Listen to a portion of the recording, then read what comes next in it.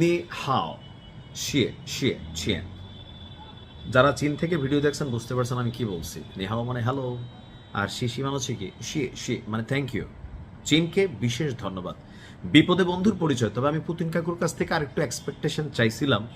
আমি জানি না যে এক্সপেকটেশনটা আসলে আমার পূরণ করতে পারবে কিনা পুতিন, বা বাংলাদেশে পুতিন কাকুর যে অডিয়েন্স, মানে আমার কাছে মনে হয় আর কি যে এটা একটা বড় অডিয়েন্স তৈরিকারী আমি নিজেই। পুতিনের প্রতি একটা ভালোবাসা তৈরি করা, বা রাশিয়ার প্রতি তো পূর্বের ভালোবাসা আছেই 71 থেকে শুরু করে। তবে উত্তর কোরিয়ার কিম জং উন আর চীন যেই ঘোষণা দিচ্ছে, এই ঘোষণাতে হয়তো তৃতীয় বিশ্বযুদ্ধ ছড়িয়ে পড়বে, অথবা মধ্যপ্রাচ্যে যারা গুটিবাজি করতেছিল ইরানের বিরুদ্ধে এরা শান্ত হবে, অথবা আমেরিকা একটু ভাবতে হবে। যেই পরিকল্পনা করছে যে স্থলসেনা পাঠাবে, সমান করে ফেলবে, বটাই ফেলবে, তো চীন বলতেছে তো আমরা কি করব। আসুন দেখি চীনের ঘোষণা কেন এই মুহূর্তে সামনে আসছে। মোট কথা, আমেরিকাকে অপছন্দ করে প্রত্যেকটা রাষ্ট্রের সাথে চীনের হচ্ছে সর্বোচ্চ লেভেলের মিত্রতা, আর যারা সামরিক দিক থেকে শক্তিশালী তাদেরকে চীন পিক করছে। বলা হচ্ছে যে এই অভিযান যেটা আমেরিকা এবং ইসরায়েল চালাচ্ছে, এটা ইরানের সার্বভৌমত্ব এবং নিরাপত্তাকে বিঘ্নিত করেছে।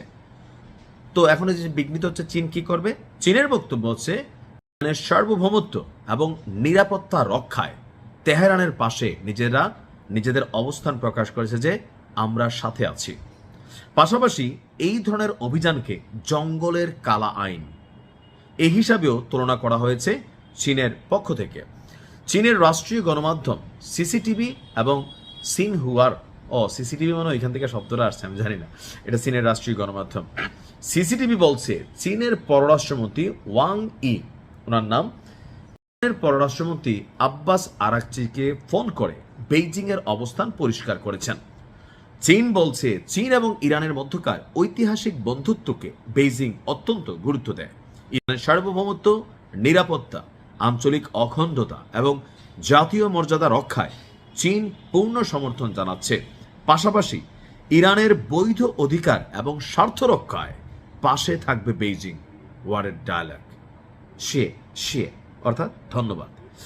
ওয়াং ই অবিলম্বে যুক্তরাষ্ট্র এবং ইসরায়েলকে তাদের সামরিক অভিযান বন্ধ করার জন্য হুঁশিয়ারি দিয়েছেন। সতর্ক করে বলেছেন উত্তেজনা যেন আর বৃদ্ধি না পায়, এই সংঘাত যেন মধ্যপ্রাচ্যে ছড়িয়ে না পড়ে, এটা মাথায় রাখা উচিত। যদি ছড়িয়ে পড়ে, এই যুদ্ধের দায়ভার মার্কিন যুক্তরাষ্ট্র এবং ইসরায়েলকে নিতে হবে, আর এর পরিণতি হবে পুরো বিশ্বের জন্য হুমকি স্বরূপ।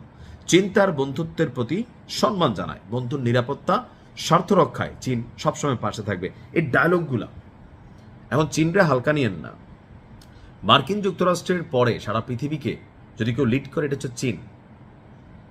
ব্যবসা বাণিজ্য, টাকা পয়সা, বিনিয়োগ, আমরা যে ওয়ার্ল্ড ব্যাংক, এডিবি সেডিবি, চীন একলাই বাই একটা চিডিবি চালায়।